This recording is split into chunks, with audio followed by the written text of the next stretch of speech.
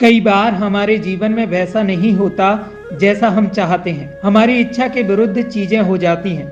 लेकिन समय बीतने के साथ साथ हमें ये एहसास होने लगता है कि जो बातें हमें उस वक्त सही नहीं लग रही थीं, उन बातों के लिए आज हम ईश्वर का धन्यवाद दे रहे होते हैं। इसलिए तो कहते हैं कि जो हुआ अच्छा ही हुआ, जो हो रहा है अच्छा ही हो रहा है, और जो होगा वो भी अच्छा ही होगा।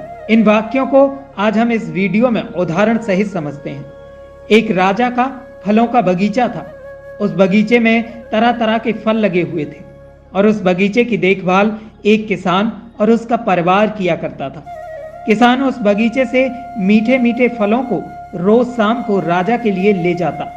एक दिन किसान ने बगीचे में आकर देखा, नारियल, अमरूद, सेब, अंगूर, बेर सब फल पके हुए हैं। सभी फलों को पका हुआ देखकर किसान सोचने लगा कि अब मैं राजा के लिए कौन से फल लेकर जाऊं। न जाने उस किसान के मन में क्या आया। उसने अंगूर की टोकरी भरी और राजा के लिए लेकर महल की ओर चल दिया। वो रास्ते में सोचता हुआ जा रहा था कि अंगूर के साथ साथ दो चार और फल ले लेता। सोचते सोचते वो महल के बाहर पहुंच गया। किसान ने अंगूर से भरी उस टोकरी को राजा के सामने रख दिया और राजा के सामने खड़ा हो गया। राजा उस समय कुछ परेशान था।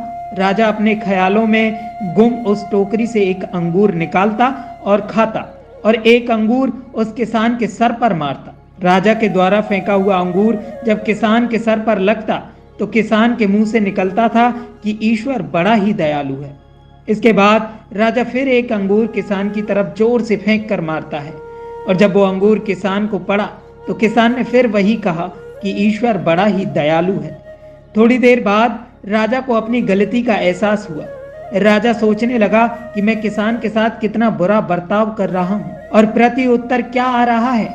राजा ने किसान से पूछा, मैं बार बार अंगूर फेंक कर तुम पर मार रहा हूँ और तुम्हें लग भी रहे हैं, फिर भी तुम यही कह रहे हो कि ईश्वर बड़ा ही दयालु है। किसान ने बड़े भोलेपन से उत्तर दिया, महाराज, बाग में आज नारियल, सेब, अमरूद, बेर ये सब फल पककर तैयार थे, पर मैं अंगूर लाया। वो सारे फल भी ला सकता था, पर ईश्वर की कृपा से ही मुझे ये भान हुआ कि मुझे अंगूर ही ले जाने चाहिए। मैं ईश्वर का धन्यवाद देता हूँ, क्योंकि अगर मैं दूसरे फल लाता और इसी तरह जब आप मुझे वो फल फेंक कर मारते तो मेरा क्या हाल होता। सच में महाराज, ईश्वर बड़ा ही दयालु है।